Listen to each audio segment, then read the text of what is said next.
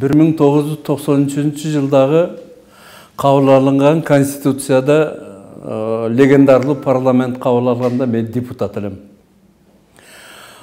Конституция деген бул негизги закон болгондон кийин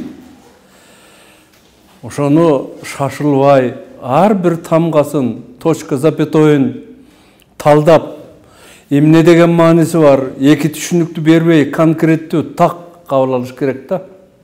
Биз азыр жолубузду аныктап алдык. Бизде парламенттик башкаруу эмес, президенттик башкаруу болуш керек деп. Ошонун өзү эле айтып атпайбы? 120 депутат отуруп алып, биз муну шайлайбыз, биз муну мынтебиз деп, алар шайлаган адамдары, дайындаган адамдары аркылуу бир партия туура эмес кадрды дайындап алгандыгы үчүн жооп берген жок да. Зато өзүнүн кадрын кызматка койдурганга жарап атат. Президенттик башкарууда президент кайсы кызматта кандай адамды дайындаган болсо, ошол жооп иштей албаган болсо, аны дароо ким сунуш кылды муну, ким алып келди деп туруп, ошого ылайык баасын берип оңдойт. Ошондуктан маселелерди оперативдүү чечиш үчүн биздин бүгүнкү күндөгү шартта президенттик башкаруу керек. Ал эми президент бардыгын тең эле колуна алып алып,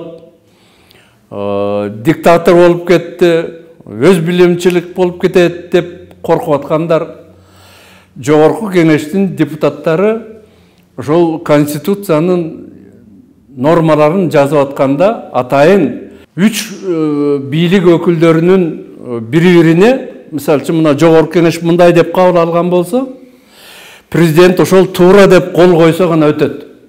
Кол койбой, мынабыз туура эмес болуптур деп кайтара жибериши да мүмкүн. Ошого мынау бийликтер бири-бирине бардыгы тең бир тарапка өтүп кетпес үчүн алар бири-бирин токтотуп турганга, тартып турганга мүмкүнчүлүк алыш керек. Ал үчүн бийликтин тармактары бири-бири менен макулдашып, ал ошол кызматты аткаргандын бардыгын тең жыйынтыгы келип, элибиздин турмушу жакшы болсун. Ден соолугу болсун, курсагы ток, кийими бүтүн болсун, үй бүлөсү оорубай, сыркабай, аман эсен болуп, тууган урок бала чакасы менен аман жүрсүн деген тилек. Мына ошон үчүн элди, журтту мынандай эле, мындай андай эмес, мындай деп башкара тургандагы адам болуш керек да. Башкарган адам мынаны жасайсың, мындай болосуң дегенден кийин айткан сөз үчүн жооп бериш керек да. Парламентаризмде ким жасаган иш үчүн жооп берип койду? Эч ким жооп берген жок.